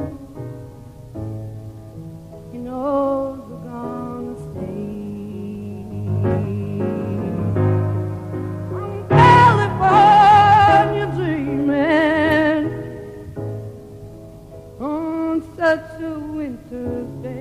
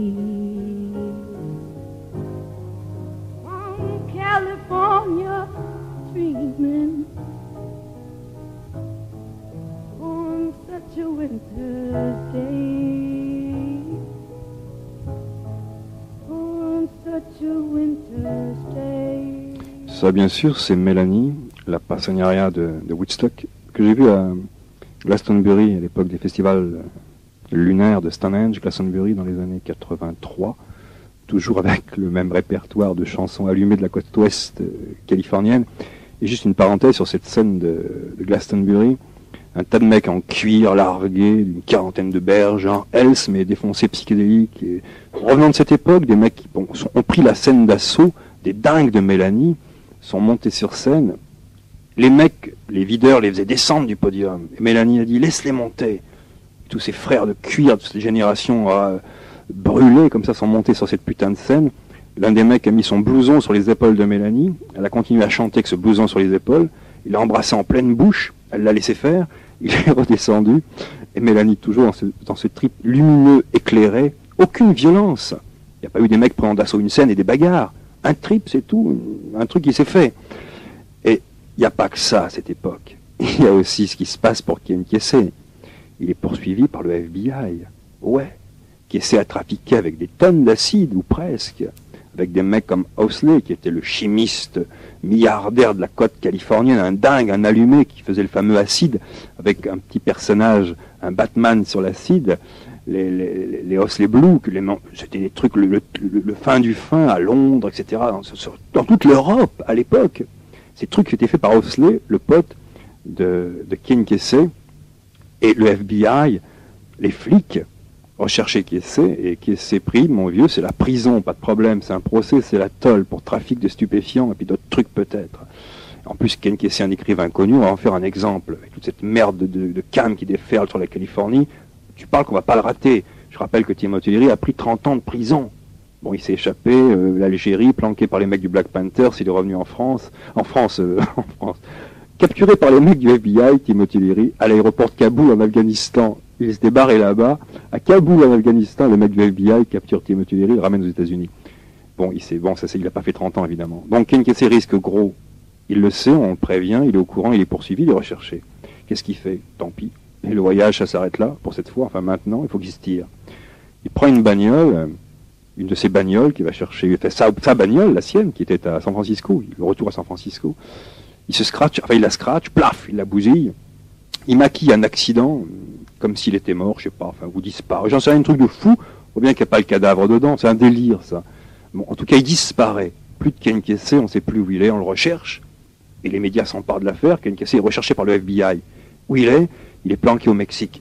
Il s'est tiré au Mexique. Ken Kesey avec une parano dans la tête. Quand il comprend que des mecs à chaussures noires, les mecs du FBI, ils sont sur ses traces, la parano, il fout le camp au Mexique, seul, avec très peu de fric. Et on le retrouve dans une jungle infecte, dans des villages aztèques paumés, avec l'alcool de riz, les punaises dans le matelas, les mouches qui te filent des fièvres de 8 jours, la moiteur, l'épaisseur de cette putain de jungle du Mexique, et qui essaie mal là-dedans, dans un strip gluant d'enfermement. Ok, il y a le soleil qui explose. Le Mexique, c'est aussi une vision psychédélique si tu la prends par les entrailles. Mais Ken Kesey n'a pas le moral et le feeling pour jouer ça. Il est traqué par les mecs du FBI. Il se planque. C'est un mec qui se planque. Et puis, un journaliste californien qui bossait pour le journal Mercury de San José, apprend que Ken Kesey est planqué au Mexique. Et il fait un article et il titre, parce qu'on avait dit que Ken Kesey était peut-être mort, « Le cadavre de Kesey fait la foire à Puerto Vallarta, Mexique. » Quoi? Qu'est-ce qui se passe? Les pranksters prévenus par Kesey débarquent au Mexique. Le bus débarque avec les pranksters et c'est la fête psychédélique dans le village aztèque où se planque Kesey. Ça change un peu de son trip de jungle. À 2 pas, il y a la jungle qui est là, mais on fait péter les baffles. Bon, ça se passe dans ce climat infect de mouches mexicaines, une sorte de Vietnam explosé, on pourrait dire. C'est le film encore, les mecs filment toujours. La parano de Kesey, on est en train de fumer. Et tu sais comment les mecs avaient des noms? C'est simple. Si un mec était emmerdeur et chiant, alors tu vas dire, c'est dur à supporter, mais non, on laisse être emmerdeur et chiant, c'est son truc. Dans ce cas-là, on l'appelle l'emmerdeur. C'est l'emmerdeur, c'est sûr. Et les mecs avaient des noms en fonction de leur psychologie. Si bien que plus personne n'était emmerdant, il faisait son truc. C'était l'emmerdeur, ben que fait l'emmerdeur? Il emmerde. On était dans un truc de clown, où les mecs jouaient leur rôle comme les jeux de pouvoir. Ça se passait comme ça pour la déconnexion. Et t'as tous ces mecs qui débarquent dans ce village aztèque, où Kesey accentue sa parano, en fumant ces putains d'herbes qu'on cueille dans la jungle. Mais c'est quand même une tristesse et la fin de quelque chose. Comme si tous les sorciers de la côte ouest, dans ce village aztèque explosé, tiraient leur dernière cartouche, une sorte de barude psychédélique, ça va s'éteindre, ça fout le camp cette histoire, hein, ok, ça dure pas, ça va s'arrêter. On s'arrête nous aussi avec, on est épuisé. Regarde Nel Cassady, 6 mois après il meurt. Le long d'une voie ferrée au Mexique, on le retrouve mort. Trop d'enfés, en même temps il buvait de l'alcool de riz mexicain et des amphétamines. Bloum, le cœur, paf, elle est morte. Il avait une 40aine de berges. On apprend par téléphone à Kerouac la mort de son vieux pote Nel Cassady. Kesey l'apprend aussi. Il y a des mecs qui meurent, usés. Il y a Sandy qui est en psychiatrie pour des années. Il y a Kesey, ça va plus dans sa tête. Il a 45 berges, il est en sueur, il est traqué. Il va à l'entol, ce mec. Tout ce trip comme ça Et il y a aussi le besoin de jouer quand même la fête psychédélique. Et on tire vraiment là les dernières cartouches. Kesey passe en froid de la frontière américaine, retourne aux États-Unis, il est piqué par le FBI, embarqué, prison, en tôle. Quelques mois de tôle, il sort pour son procès, c'est la préventive. Hein. Bon, il s'amende, hein. Il reconnaît, prendra plus de drogue. Il dit même, j'ai un message à lancer à la génération psychédélique californienne. On laisse parler au tribunal. L'acide est terminé. Maintenant, il faut dépasser l'acide. Le nouveau message de Ken Kesey, il faut dépasser l'acide. Être high autrement, yoga, ce que tu veux, expérience d'astrophysique, musique planante, ce que tu veux. Ne prends plus ce truc, dépasse l'acide. C'est un message prophétique, et en plus ça fait tilt dans le tribunal. Super, le message de ce mec qui peut parler, il est connu, il est libéré, mais la condamnation quand même, 6 mois de prison, mais dans une ferme pénitentiaire où il peut bosser pendant 6 mois, aider les fermiers. Une amende de $1500 et 3 ans de liberté surveillée. Puis Kesey se retire dans la ferme de son frère Chuck, dans l'Oregon. Il s'installe dans le garage que lui prête son frère, avec ses gosses et sa femme. Un garage dont parle Tom Wolfe, chauffé au gaz. Et Ken Kesey, le bus est là, qui dort dans le garage, on ne part plus. Kesey est seul, il travaille à son nouveau bouquin, qui n'est pas paru entre autres, puisqu'en France, à part Vol au-dessus d'un nid de coucou, il n'y a pas d'autre bouquin de Kesey publié. Il y en a aux États-Unis, jamais traduit en France depuis les années 70, c'est un comble. Enfin bon, tu cherches Ken Kesey, il y en a un seul qu'on trouve dans le commerce en livre de poche, c'est Vol au-dessus d'un nid de coucou, c'est le seul. En tout cas, à ce moment-là, Kesey travaille à son second bouquin paru après, qu'on ne trouvera pas ici en France, il n'a jamais été traduit. Et dans ce garage, dans cette ferme de l'Oregon, chez son frère, l'autobus ne bouge plus. Alors, question, on parle d'une génération, d'une transformation, d'une explosion. Qu'est-ce qui reste de Ken Kesey maintenant, tout de suite, now, tout de suite, là, Kesey, aux États-Unis, dans l'Oregon ou ailleurs, je sais pas où il est maintenant. Qu'est-ce qu'il fait? Il écrit, ok, il a 65 berges, je sais plus, Léry a pris de 70 berges. Qu'est-ce qu'ils font? Brooks, c'est un vieux mec qui tient à peine sur sa canne. Qu'est-ce qu'ils font ces mecs brûlés, calcinés, comme Artaud était calciné? Bien, j'imagine la tête de Kesey, remplie bien sûr de souvenirs qui brillent, une route qui bouge, ce bus encore là, qui rouille. Demain, peut-être.